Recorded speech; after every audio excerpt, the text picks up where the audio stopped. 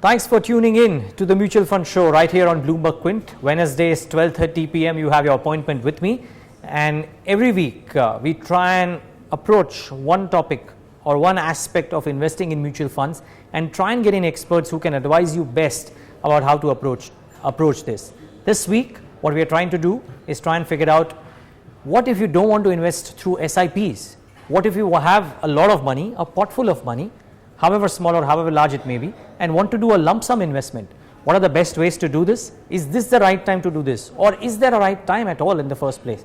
All of these questions to be answered over the next half an hour. A quick check of what's coming up on the show. Of course, later on in the show we'll have Vishal Dhawan, founder and CEO of Plan Ahead Wealth Advisors, to tell you about 2 or 3 schemes in which you can do lump sum investments. A quick check of what's happened if you have indeed been investing not via SIP but lump sum investments. So this is a depictive value of 1 lakh rupees lump sum investments done over a 10-year period. Over the last 10 years, if you invested 1 lakh rupees, and these 3 funds are just out there for depiction. These are not the only 3 funds. These need not be the best 3 funds to be as an example, but we're just trying to show that if you invested 10 lakh rupees, sure, you could look at one fund and say that it didn't get too much returns, but there could be specific causes for this. But it's not that it's only SIP returns that give you returns. Look at what your money would have grown to over 10 years if you had invested in this particular fund. 1 lakh rupees 10 years ago, the amounts could have been northwards of 6 lakh rupees. So there are different funds which could give you different returns, but it's not just about SIP. A lot of people know about SIP but don't quite know about what are the other options of investing in mutual funds, and that's the myth that we try to bust today. A very special guest with us to talk about this and more, Vishal Kapoor, CEO of IDFC Asset Management, joins us right now on the show. Vishal, so good of you to join in. Thanks so much for taking the time out. Now Vishal, this is the question that we got from a bunch of people, that hey, we know about SIPs, but what else can people be doing in mutual funds? People kind of thought of SIPs as a separate thing than mutual funds. So one, what we're trying to do out here is try and address the problem that a lot of people have. You have a lot of money, but you're trying to figure out whether this is the right time to invest in markets, and therefore the market direction also assumes significance. A thought from you on whether these levels that we are at, almost at the tops or almost at the highs, are these good times, and is the equity market outlook positive? So let me look at the several questions you have one by one. Sure. So yeah, markets are at a high, but are they at the top is something we have to think about. And our view is no, they are not at the top. You mean there is room to go up? There is definitely room to go up. So our medium to long term outlook on equity is still quite positive. Having studied when tops happen, I think a lot of empirical evidence would point to the fact that tops get formed when there's a lot of exuberance in the macro numbers that an economy is throwing up. And certainly in India, we don't see the case as yet. So if you look at previous tops and when they were created, clearly by that time there was very high inflation, there's a lot of growth that had happened, earnings growth were at an all-time high. So many of these factors which are generally true of tops, we don't see that as yet. Of course, valuations may be looking a bit stretched, and there are good reasons for that. But we do think that if you have the appetite for some amount of volatility, you cannot rule out correction, some amount of volatility, but the macro story does look still very strong, and therefore tops may be some time away.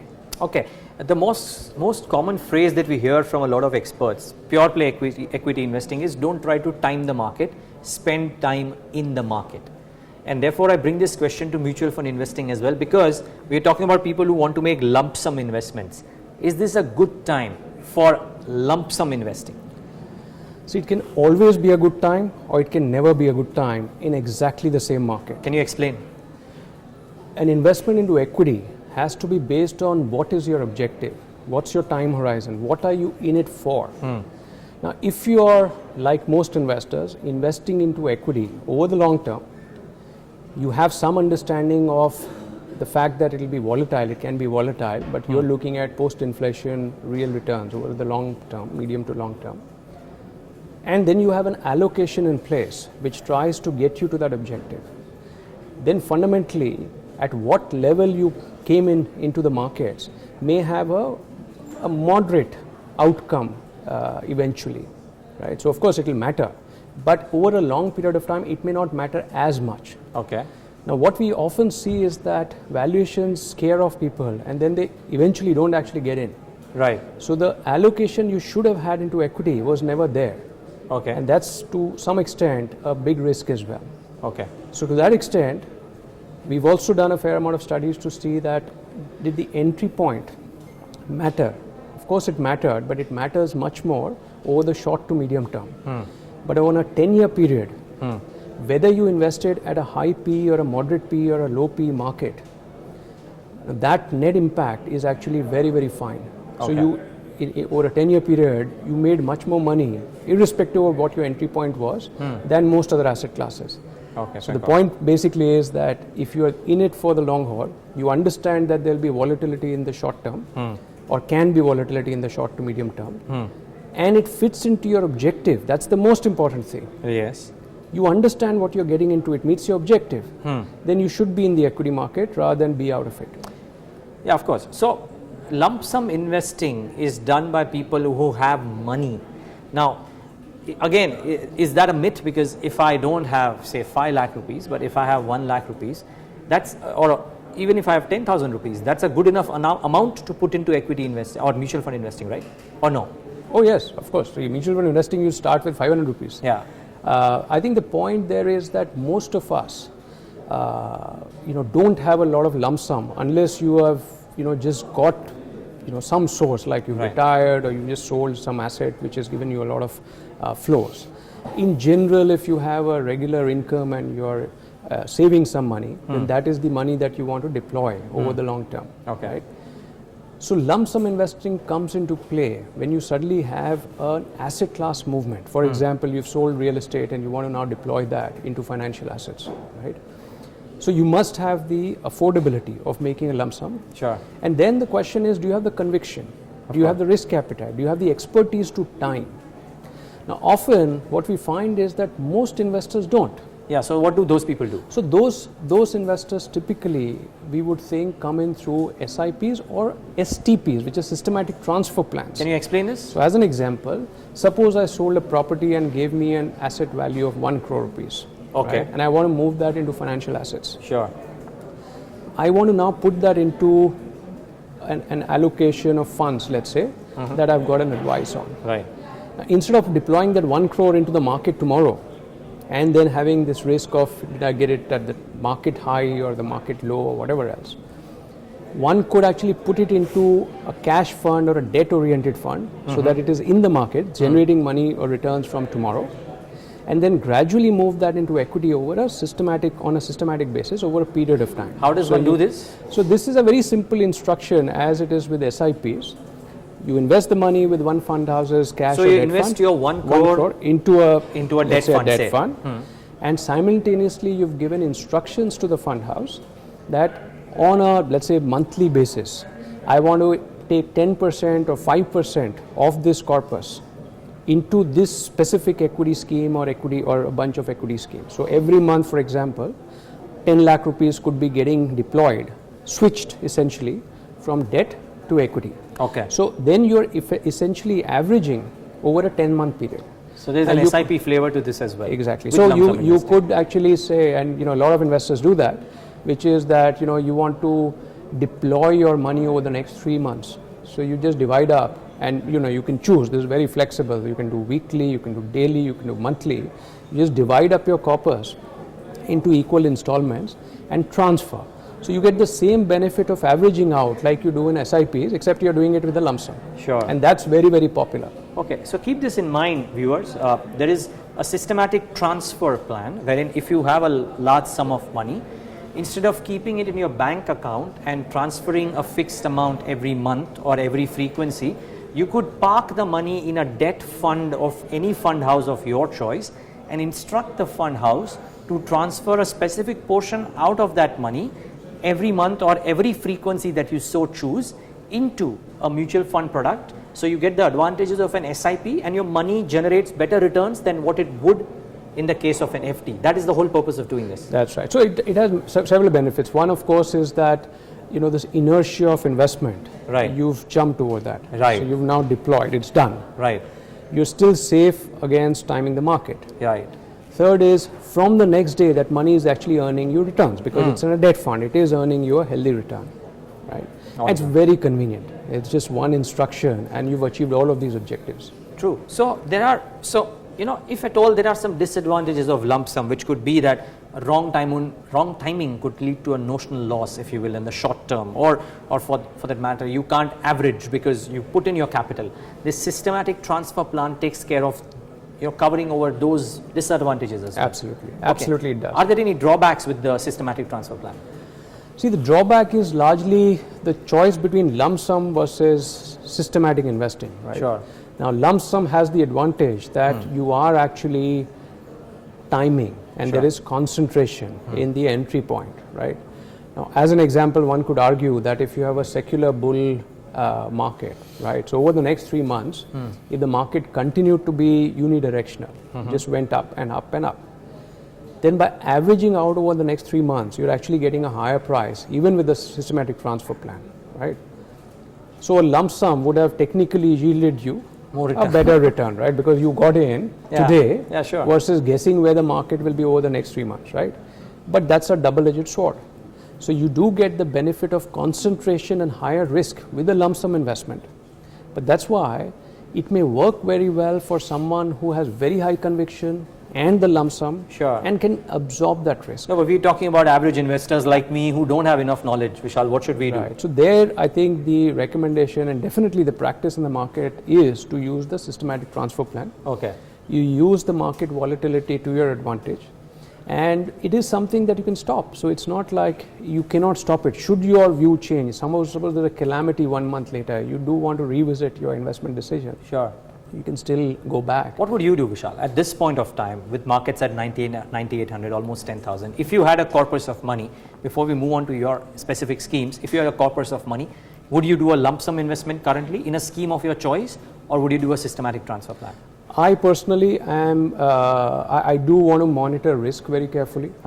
And if I want to monitor risk, a systematic transfer plan makes more sense. Okay. Because there is daily volatility that you can benefit from in doing a systematic transfer. But the other way could be that even with lump sum, it also depends on what your overall allocation is. Sure. Keep in mind the overall allocation may not just be in equity. So there are This is very important. Yeah. There are risk absorptions built into your allocation already. Maybe I mean, it's a small allocation into equity, and it's only adding on top of what you've already got, etc. Then someone may argue that why bother? Sure. Each of these are very, very individual decisions based on a very specific context. Got it. And which is where I think expert advice is very helpful. So one size doesn't fit all, and something that we say on the mutual fund show every now and then, choosing a good mutual fund is also as much, it needs as much expertise as probably choosing the right stock if you're a stock investor, and therefore taking an advice of an advisor could be of great help. Now, let's talk about 2 or 3 schemes that IDFC Premier has, and we'll try and tell you what kind of investor or what kind of investors could probably go in for these schemes. I'm sure all people can, but maybe get in from Vishal, what are these different schemes targeted at? Because a lot of people, Vishal, get confused that, hey, IDFC as a house has some 8, 10, 15 schemes. I'm confused because what scheme fits for me? So I've chosen 2 or 3, and let me talk about them. First is the IDFC Sterling Fund, and at the returns, the 3-year return is 72%, 5-year return 170%. It's given good returns over a 5-year period. What kind of investor should go out and choose this IDFC Sterling Fund? What is the fund about? Okay. So Sterling is a mid-cap fund. Okay. It's a mid and small cap in that category, right?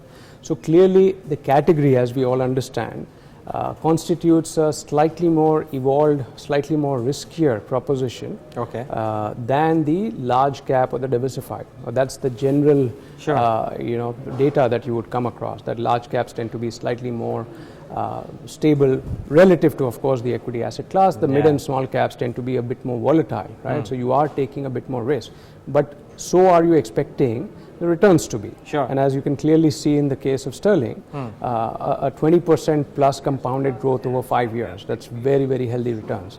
So you could be actually therefore benefiting from a lot of the value creation that happens in the small and mid cap sector.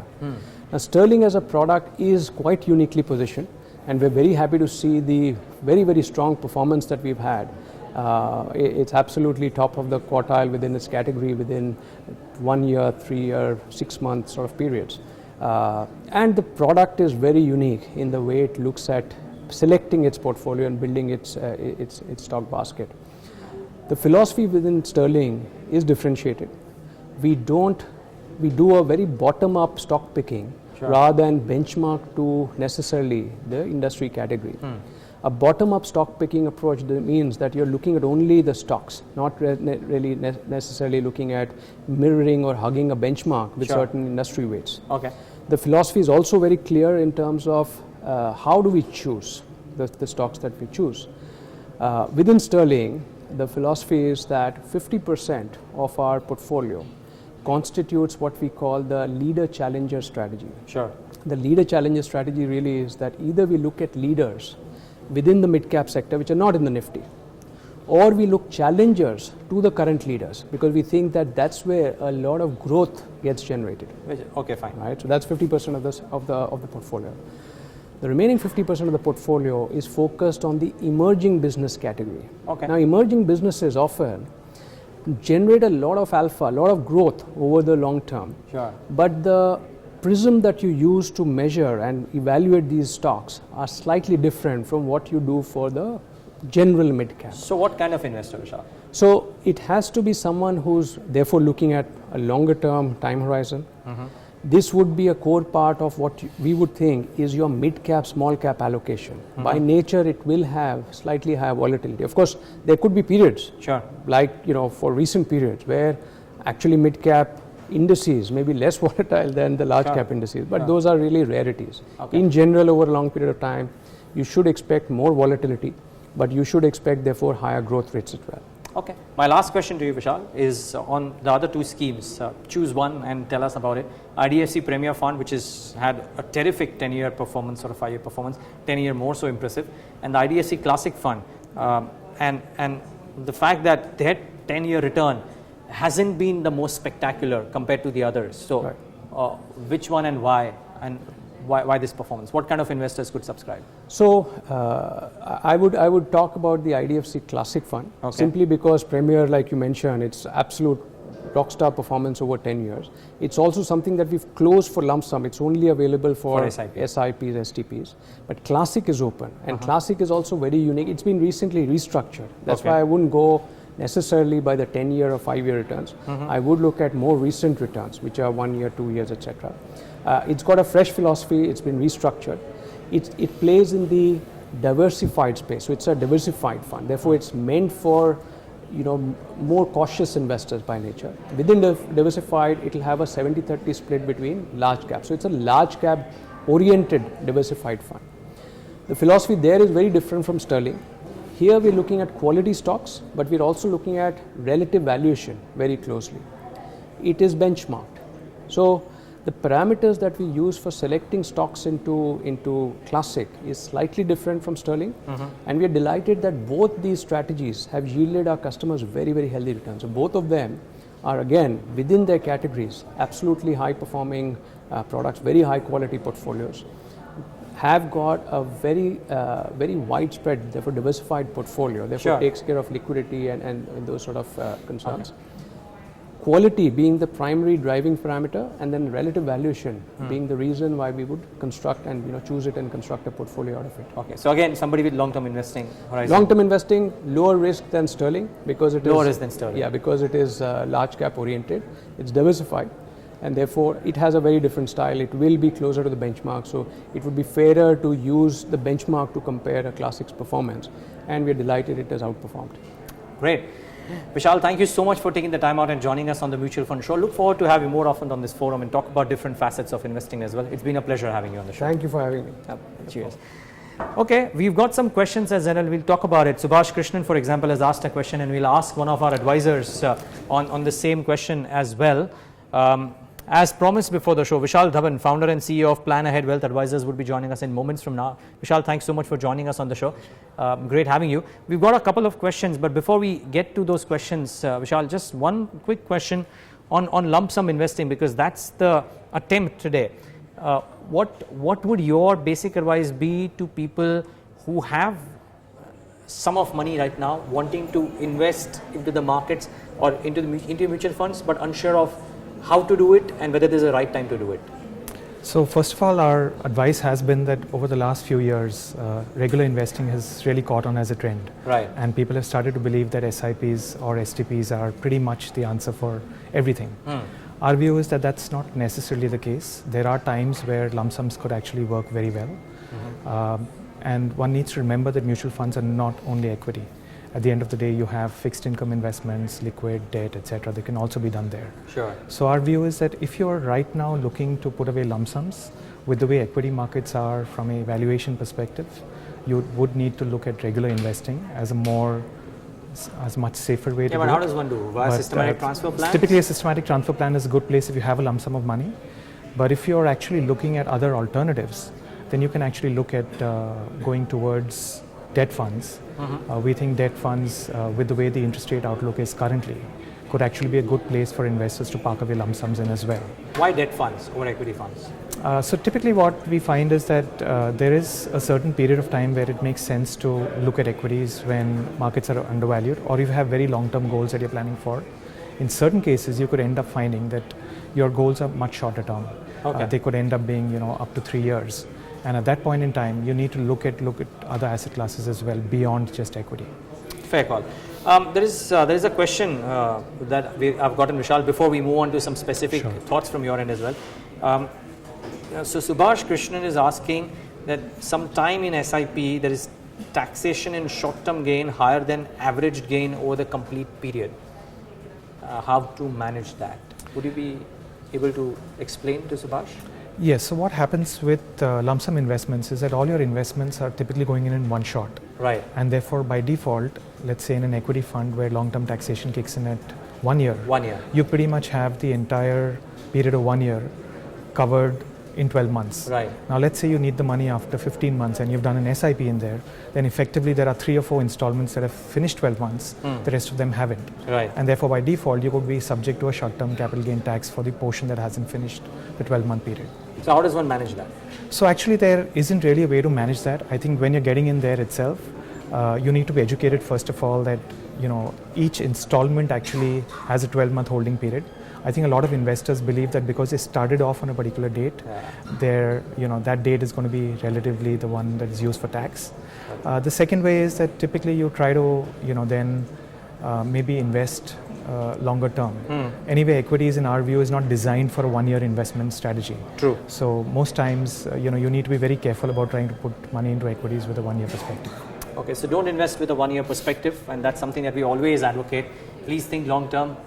The wealth that you generate could well be generated in a better fashion, not by timing the market, but by spending time in the market. Let's try and figure out a couple of funds that people can use, or a couple of schemes that people can use if they have money and have a lump sum investment in mind. Now, whether they do it via systematic transfer or otherwise is a separate question, but let's narrow down on the 2 schemes that would be your favorites. So the first scheme and why?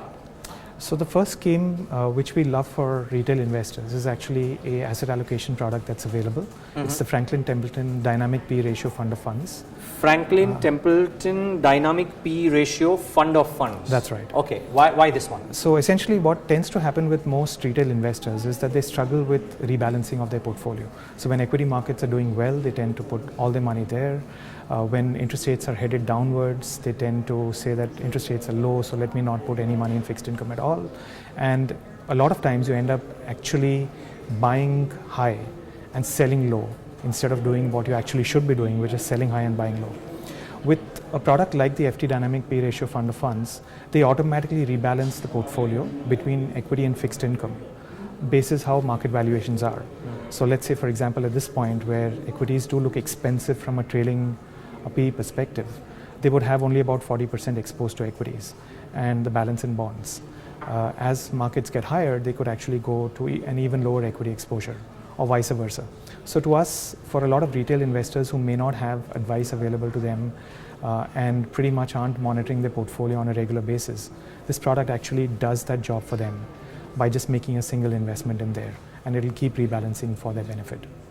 Okay, so that's one fund. What's the other one? I mean, is there something else? People who don't want to get into a fund of funds, I mean, what can they do? Is there a scheme that is available from a lump sum investment perspective? Yes, so we clearly think that in this environment, you're actually better off going into fixed income investments in lump sums at this point. So for fixed income investors, we believe that they can look at dynamic bond funds in this environment. Okay, you prefer a dynamic bond fund over a balanced fund? Yes, absolutely. Okay, so fine. At this point, we certainly think so, for the simple reason that balanced funds, in our view, are not ever truly balanced. They have between 65 and 80% of their money exposed to equities.